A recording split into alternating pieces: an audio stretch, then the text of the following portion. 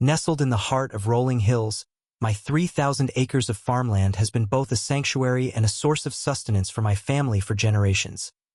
This land isn't just dirt and crops. It's a tapestry woven with memories, laughter, and hard work. Each furrow in the field tells a story, from my grandfather teaching me how to plant seeds to the summer evenings spent harvesting while the sun dipped below the horizon. The air is rich with the scent of tilled earth and blooming wildflowers, evoking a sense of peace that only comes from nurturing something over time. For my family, this farmland was more than an agricultural venture. It was our heritage. My ancestors settled here decades ago, drawn by the promise of fertile soil and abundant resources. They built a life from scratch, weathering storms both literal and figurative. As I walk through the fields today, I can almost hear their voices whispering in the wind, urging me to protect what they worked so tirelessly to establish. However, this idyllic existence was soon to be shattered by unforeseen conflict. The Homeowners Association, HOA, an entity that had always loomed in the background of community affairs, suddenly set its sights on our land. Their motives, cloaked in bureaucratic language and legal jargon, masked an insidious agenda to expand their reach at any cost. With promises of development that never materialized and offers that felt like thinly veiled threats, they sought to appropriate my family's legacy under dubious circumstances. As I began to unravel their schemes, it became clear that they underestimated not just my resolve but also my knowledge of our community's infrastructure. While they plotted their moves against me, I wielded a powerful secret: control over the very power grid that kept their ambitions running. The irony was palpable. Little did they know that their attempts to seize my land would ignite a fierce battle between us, one rooted deeply in history but poised to redefine our future. In this struggle for justice, I knew I had not just my family's legacy at stake but also the chance to stand against corporate greed and protect what generations had fought for. The Homeowners Association, HOA, had always existed in the shadows of our tight-knit community, a looming figure that many respected but few understood. Formed ostensibly to maintain the character and aesthetics of our neighborhood, the HOA often pushed boundaries far beyond its original purpose. Over the years, their role evolved into something more authoritarian, leading to disputes and tensions with local landowners who felt increasingly marginalized by their heavy-handed tactics. It wasn't long before stories circulated about homeowners receiving fines for trivial infractions, like painting their doors the wrong shade or placing garden gnomes too close to the sidewalk. Those who resisted the HOA's stringent rules found themselves outnumbered and overwhelmed, often succumbing to pressure rather than engaging in fruitless battles. The organization's board members, composed of affluent property owners with political connections, wielded their influence as both a shield and a sword, dictating not just regulations but also the very essence of community life. Such practices cultivated a climate of fear and compliance among residents. The HOA's insatiable appetite for control was palpable, and whispers of its ambitions began to echo among landowners. Rumors surfaced that they were eyeing larger tracts of land for development projects that promised luxury homes or recreational facilities, all masked under the guise of community improvement. However, the reality was that these developments often served only to enrich board members while displacing those who had lived on their properties for generations. As tensions heightened, my family's farmland became an unwitting target, attracting the HOA's attention due to its strategic location and fertile soil. They initiated legal maneuvers, cloaked in complex terminology that left many scratching their heads in confusion. But it was clear, they were driven by greed rather than genuine concern for the community's welfare. Through this chaos, I began to realize that my family's legacy was not just at stake. It represented a stand against institutional overreach. As I prepared to confront this powerful entity, I became acutely aware of how deeply intertwined my fate was with countless others who had been silenced for too long. With each passing day, I felt the weight of history pushing me forward, an urgent call not just to protect my land but also to reclaim our community from the grips of corporate power. The first signs of trouble emerged when the HOA began sending letters that seemed innocuous at first: a request for a meeting to discuss land use, followed by vague assertions about community development. It didn't take long for the true intentions behind these communications to become clear. The HOA had devised a plan to seize my family's 3,000 acres, employing legal loopholes and intimidation tactics that sent shockwaves through the community. They initiated what they termed an accelerated acquisition process, a euphemism for a scheme that bypassed standard protocols and public scrutiny. Citing outdated zoning laws and environmental assessments, the HOA claimed the land was better suited for commercial development than agriculture. It was an absurd assertion, considering the land's rich history of farming that had sustained not just my family but also neighboring communities for decades. As the letters continued to arrive, filled with legal jargon designed to confuse and overwhelm, I knew I had to act swiftly. My initial response was a blend of disbelief and anger. How could they so brazenly threaten not just my family's legacy but also the integrity of our community? I sought counsel from local attorneys familiar with property law, gathering information on my rights as a landowner. Each conversation revealed more about the insidious tactics the HOA relied upon. Public hearings scheduled at odd hours, misinformation campaigns designed to sway public opinion, and backdoor deals cut with local officials. Feeling the weight of my family's history pressing down on me, I resolved to fight back. I began rallying support from neighbors who were equally dismayed by the HOA's encroachment on their land. We organized meetings in my barn, sharing stories and strategizing ways to counteract the HOA's actions. United by a common cause, our once isolated voices grew louder, echoing throughout the community. As I prepared for the confrontation ahead, my determination solidified. The HOA underestimated not only my resolve but also the power of a united community. We were ready to push back against their illegal tactics, emboldened by the knowledge that we weren't just fighting for a piece of land. We were standing up for our rights, our heritage, and our future. As the conflict with the HOA escalated, I began to reflect on a powerful asset that I had long taken for granted. My control over the local power grid. It wasn't just the electricity that powered my farmhouse and kept the lights on for my neighbors. It was a critical infrastructure component that connected our community. This realization struck me like a bolt of lightning. What if I could leverage this control against the very organization seeking to dismantle my family's legacy? My involvement with the power grid started years ago when I volunteered with a local utility company. In exchange for assisting with maintenance and repairs, I gained knowledge of how the system operated, including its vulnerabilities. I learned how to manage outages, reroute power, and even troubleshoot issues that arose during storm season. All of this knowledge became invaluable as I realized that, in an area where technology is often seen as a commodity, my understanding of the grid could serve as a strategic advantage. The idea of using this control against the HOA emerged during discussions with my neighbors. We brainstormed ways to thwart their plans. I shared my insights about the grid's operation and how it could be manipulated to disrupt the HOA's ambitions. The more I spoke about it, the more energized everyone became. It was as though we were igniting a spark of possibility. If we could orchestrate some well-timed outages or strategically limit power access to areas where the HOA's projects were planned, we could send a clear message of resistance. Equipped with this strategy, I began drafting plans to execute these maneuvers without causing harm or distress to innocent residents. My intent was not merely to retaliate but to assert control over our collective future, showing the HOA that they could not simply impose their will upon our community without consequences. As I prepared to implement this plan, I felt a renewed sense of purpose. This was no longer just about reclaiming my farmland. It was about standing up for every individual who had ever felt powerless against an encroaching authority. The power grid was more than just wires and poles. It represented a lifeline for our community, and now it would serve as a tool for reclaiming our autonomy. With my resolve strengthening to reclaim our land, I realized I needed to dive deep into property laws and regulations. The more I learned about the legal landscape surrounding land ownership, the more empowered I felt. Armed with my knowledge of the power grid, I understood that combining this with a solid grasp of property law could create a formidable defense against the HOA's encroachment. I began my research at the local library and online, poring over property statutes, zoning regulations, and historical precedents. Hours turned into days as I sifted through case studies of other landowners who had successfully contested HOA actions. It was in these pages that I discovered crucial loopholes the HOA had overlooked.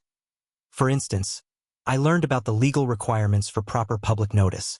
Before any acquisition process could commence, the HOA had failed to adhere to these protocols in their haste to seize my land. In addition to understanding procedural missteps, I identified several clauses in state law that protected agricultural land from being repurposed without solid justification. These protections were designed to preserve family farms like ours, ensuring that the land remained a vital part of both the economy and community identity. Each finding filled me with renewed hope. It seemed that, while the HOA wielded power through intimidation, I could counteract that power with knowledge. That I took meticulous notes and organized my findings into a comprehensive document outlining our rights as landowners. This would serve not only as a reference for myself, but also as an educational tool for my neighbors who felt equally threatened by the HOA's actions. During our meetings, I presented these discoveries to my fellow landowners, encouraging them to join me in this legal fight. As we strategized together, I could see the spark of determination igniting in their eyes. We were no longer just a group of individuals facing off against an imposing entity. We were becoming a united front armed with knowledge and a clear understanding of our rights. With each detail I uncovered, I felt more confident that we had the upper hand. The HOA may have thought they could easily take our land, but with our collective voice and newfound legal awareness, we were ready to challenge them. As I delved deeper into the legal aspects of our situation, I realized that my fight against the HOA couldn't be a solitary endeavor. It required collective strength and a united community. Over the weeks, I reached out to other landowners who had also been targeted by the HOA's aggressive tactics. Many of them were hesitant at first, feeling isolated and overwhelmed by the seemingly insurmountable power of the association. However, as I shared my findings and strategies with them, their apprehension started to fade. We began to meet regularly in each other's homes, often gathering in my barn where the atmosphere felt both familiar and empowering.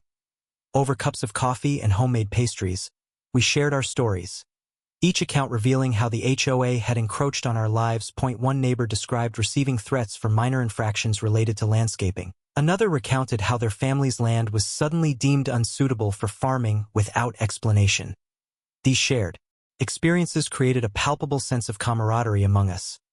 During these meetings, we discussed not only our grievances but also actionable steps we could take to push back against the HOA. Ideas flowed freely as we brainstormed ways to leverage our individual strengths. Some neighbors had connections to local media outlets, while others had experience with organizing community events. We decided to host a town hall meeting, inviting residents from across our area to discuss our plight and educate them on their rights as landowners. As word spread about our gatherings, more individuals joined us, some even bringing their own legal counsel or resources. Each new member contributed unique perspectives and expertise that enhanced our strategy. This growing coalition felt powerful, transforming our collective fear into determination. Through this process, I witnessed a remarkable transformation within the group. We were no longer passive victims but active participants ready to defend our homes and heritage. Our meetings became a rallying point for resistance against the HOA's overreach. We were fueled by a common purpose. Not just to reclaim my farmland but to protect every inch of land that belonged to families like ours. With each passing week, as alliances solidified and spirits lifted, I could feel the tide turning in our favor. We were no longer alone in this fight. Together, we stood as a formidable force against an entity that believed it could dictate our futures without consequence. The community's resilience was becoming palpable, a testament to what could be achieved when neighbors united for a common cause. As our coalition solidified, the next phase of our struggle unfolded: legal action against the HOA. We knew this battle would not be won easily. The HOA had deep pockets and a team of lawyers ready to defend their interests. However, armed with new knowledge about property laws and our collective determination, we were ready to take a stand. Our strategy was twofold. First, we would file a lawsuit challenging the HOA's illegal seizure attempts based on the loopholes I had uncovered regarding public notice and zoning laws. We meticulously documented each infraction committed by the HOA in their rush to acquire our farmland, presenting clear evidence that they had violated not just legal protocols but also community trust. Our legal team consisted of members from within the community who had experience in property law and local governance, bolstering our resolve with their expertise. Second, we recognized the critical importance of public support. Engaging the wider community could deter the HOA from pursuing their aggressive tactics further. As they thrived on fear and isolation, we organized a public rally at the town square, inviting anyone concerned about the HOA's encroachment or who had faced similar issues. This event was not merely about our plight. It became a platform for residents to voice their frustrations and stand united against what many saw as an authoritarian takeover of their lives and properties. As we prepared for the rally, word spread like wildfire through social media and local news outlets. Neighbors who had previously felt powerless now looked at each other with newfound hope. The turnout exceeded our expectations. Families brought signs, shared stories, and gathered around to listen to legal experts explain our rights as landowners. Seeing hundreds of people rallying together sent shockwaves through the HOA, who seemed not only surprised but visibly rattled. Coverage of our fight appeared in local newspapers, garnering attention from those beyond our borders. With media coverage came further support. We received offers for legal assistance from advocacy groups dedicated to defending property rights. This surge of public involvement energized us immensely. Standing in front of so many people who believed in our cause reassured me that we were fighting not just for my family's land, but for the rights of every community member impacted by the HOA's oppressive strategies. With our coalition expanded and bolstered by public sentiment, I felt a wave of determination wash over me. The tide was turning in our favor. We were not just challenging an entity but igniting a communal fire against unjust powers that sought to reshape our lives without accountability. As our coalition gained momentum, the HOA began to retaliate. Their first move was subtle but menacing. A series of intimidation tactics aimed at undermining our unity and resolve. Residents who had voiced support for our cause started receiving fines and notices of alleged code violations for minor infractions, some even related to properties they had owned for years without issue. These actions were clearly intended to sow discord and instill fear among those who dared to stand against the HOA, hoping to fracture our coalition before it could become truly effective. Tensions escalated when I received a threatening letter from the HOA's legal team, warning me to cease all activities related to the rally and community meetings. They accused me of inciting dissent and claimed I was misrepresenting their intentions in public forums. Instead of cowering in fear, this only fueled my determination. I shared the letter with my fellow landowners during our next meeting, and a wave of anger washed over the group. We knew we were on the right path. Our shared grievances only strengthened our bond. In response to the HOA's aggressive maneuvers, we escalated our outreach efforts. We held more frequent meetings in my barn, which became a symbol of resistance. A sanctuary where we could strategize without the prying eyes of the HOA. Each meeting served as a reminder that we were not alone, and that our community was an empowered force capable of standing up against intimidation. The conflicts became more personal as neighbors faced direct repercussions for their involvement with us. One friend received an eviction notice based on an alleged lease violation, tied to their property's proximity to mine. Another neighbor saw their water supply mysteriously disrupted after they openly supported our initiative. These events brought us closer together. They also made it clear that we had entered a serious fight. Fueled by solidarity and righteous anger, we decided to confront the HOA directly during their upcoming board meeting. We organized a peaceful protest outside their headquarters that would coincide with this meeting, bringing together not just landowners but also concerned residents from neighboring towns who had been similarly affected by HOA overreach. The confrontation was tense. Supporters held signs proclaiming community over greed, while chanting slogans demanding accountability from the HOA leadership. Inside, I could see the board members visibly shaken by our presence, a testament to how far we had come as a united front. As tensions mounted, it became evident this battle would test not only our resolve but also the strength of our community bonds. With every confrontation, each act of defiance solidified our mission, reclaiming not just land but dignity and rights long taken for granted. Together, we stood ready, unyielding against an organization that underestimated what true unity could achieve. The day of the public meeting arrived, and a palpable tension filled the air. The HOA had called for a gathering to address community concerns, but it was clear they intended to downplay our protests and quell any resistance. I stood among my fellow landowners, our coalition visibly united and determined. As we filed into the meeting room, I could see the board members seated at the front, their expressions a mix of arrogance and disdain. They had underestimated us, and today was the day we would show them how wrong they were. As the meeting commenced, the HOA president began presenting their agenda, attempting to dismiss our grievances as mere noise from a handful of disgruntled residents. One by one, my allies spoke up, sharing personal stories of intimidation and loss. The room buzzed with emotion. Our collective voice resonated louder with each account, but as I stood at the back, I knew it was time for me to take center stage. When I finally stepped forward, an electric hush fell over the crowd. I could feel all eyes on me as I took a deep breath and revealed my control over the local power grid. What the HOA doesn't realize, I began, is that while they seek to control our land, they've overlooked an essential truth. I hold the power to disrupt their plans at any moment. Gasps echoed through the room as I explained how strategic power outages could be used to thwart their development ambitions. The board members shifted uneasily in their seats. Their confidence visibly shaken, I detailed how previous attempts to intimidate us had only served to strengthen our resolve and unity. With every word I spoke, I could see doubt creep into their expressions, a reflection of their realization that we were no longer passive victims but active fighters for our rights. Then, as if to seal my point, I announced our plans for a coordinated power disruption should they continue with their illegal tactics against us. You may think you can take our land, I declared firmly, but with this community behind me, you will find that you have underestimated not just one person's resolve, but an entire neighborhood's determination. The uproar from our supporters was immediate and fierce. Cheers and applause erupted throughout the hall. In that moment, we turned the tables on the HOA. The board members sat silent, their authority visibly crumbling in the face of our united front. This confrontation marked a turning point. It was no longer just about reclaiming land. It was about reclaiming our dignity and asserting community power against those who sought to impose their will without accountability. The tide had shifted, and we were ready for whatever came next. In the wake of our dramatic confrontation, the dynamics began to shift in our favor. The weight of our united front pressed down on the HOA as they found themselves scrambling for credibility amid the growing public scrutiny.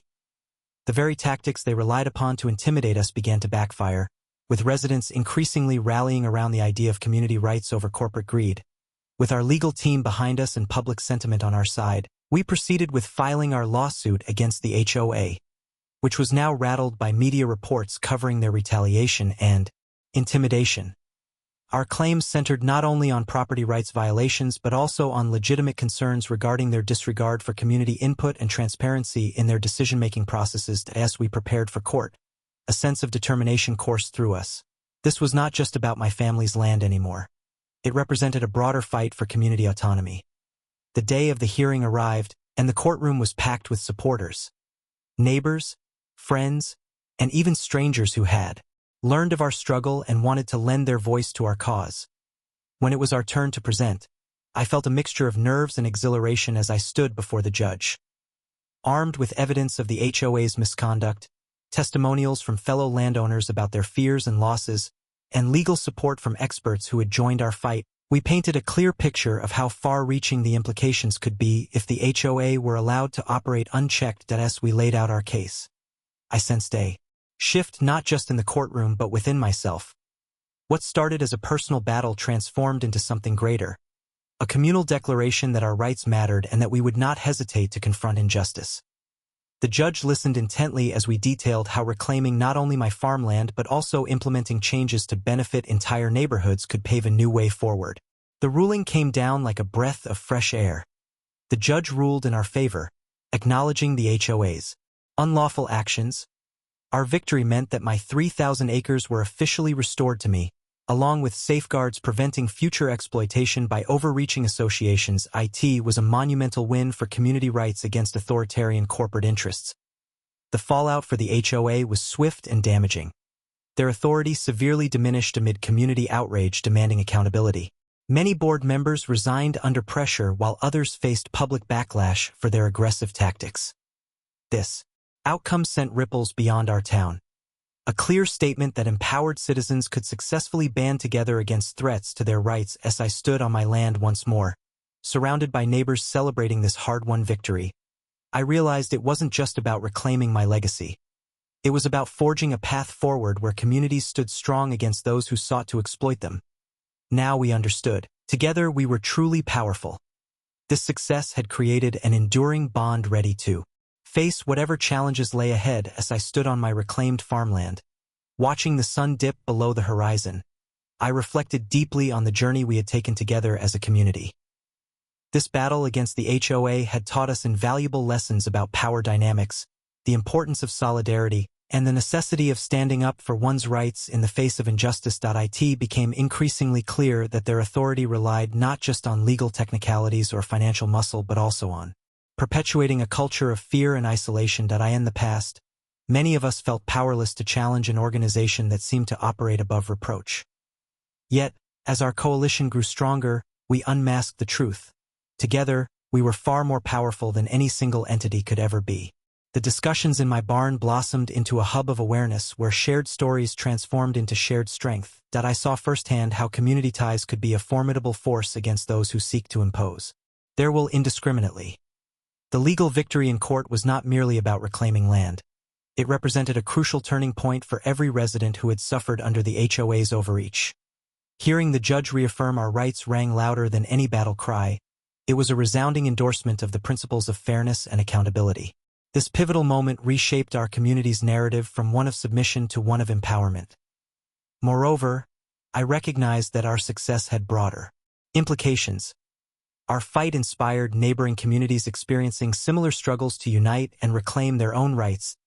We had sparked a ripple effect that echoed beyond our immediate concerns. This collective approach could serve as a blueprint for others marginalized by larger corporate interests. We also learned that power is often decentralized. Controlling resources, as I did with the local power grid, can become an essential part of advocacy when leveraged wisely. It was not merely about physical control but about emotional and moral authority. Standing firm against intimidation and demonstrating resilience in outdated hierarchies. As I looked out across our land now freed from fear, I felt both gratitude and responsibility. Our collective actions had forged bonds deeper than just legal agreements. They were rooted in trust and mutual respect. We understood we must remain vigilant, ready to champion our rights whenever they might be threatened again. This experience taught us an enduring lesson. When communities band together, they can navigate even the darkest challenges and emerge victorious, ready to construct a brighter future built on justice and solidarity. As I surveyed the expanse of my reclaimed farmland, a profound sense of hope filled me for the future that lay ahead. Our victory over the HOA was just the beginning. It signaled a renewed commitment to empowering landowners and ensuring accountability for those who sought to undermine our rights. We had learned that vigilance is essential, not only in safeguarding our own lands but also in fostering a culture of activism within our community. In the aftermath of our struggle, I realized that the battle against institutional overreach could not be fought in isolation. The solidarity we formed during this ordeal served as a beacon for others facing similar challenges in their own communities. By sharing our story and strategies, we could inspire collective action across neighborhoods, encouraging residents to rise and demand their rights. This newfound awareness would ensure that no one felt alone or powerless against authoritarian entities again. We initiated workshops aimed at educating fellow landowners about property laws, local governance, and strategies for advocacy. These gatherings transformed into vital forums where individuals could share experiences, voice concerns, and collaborate on solutions that would fortify our collective strength against potential threats. The spirit of community transcended beyond mere property lines. It became a network of support rooted in shared values. I connected with other communities grappling with similar issues. I recognized how critical it was to advocate for transparent governance and ethical practices among HOAs. We began to work together to develop guidelines and standards aimed at preventing abuse of power by such organizations. With each collaboration, we fortified a framework designed to protect individual rights while enhancing community engagement. Looking ahead, I envisioned a future where landowners were not just passive recipients of regulations but active participants in shaping policies that affected their lives. This grassroots movement was gaining momentum. It was clear that as long as we remained vigilant and engaged, we could hold entities like HOAs accountable for their actions. Our journey taught us that power does not solely reside with those who wield financial resources. It lies in the hands of those who dare to unite and stand firm against injustice. This resilient spirit would continue to drive us forward, ensuring that our rights were respected and upheld every step of the way. In this new chapter, armed with knowledge and determination, we embraced the responsibility of stewardship over our lands and communities. With unwavering resolve, we committed ourselves to fight for justice, not only for ourselves but for future generations poised to defend their heritage against any forces that would seek to exploit or diminish it. Together, we would cultivate a legacy anchored in empowerment, resilience, and unwavering commitment to justice for all.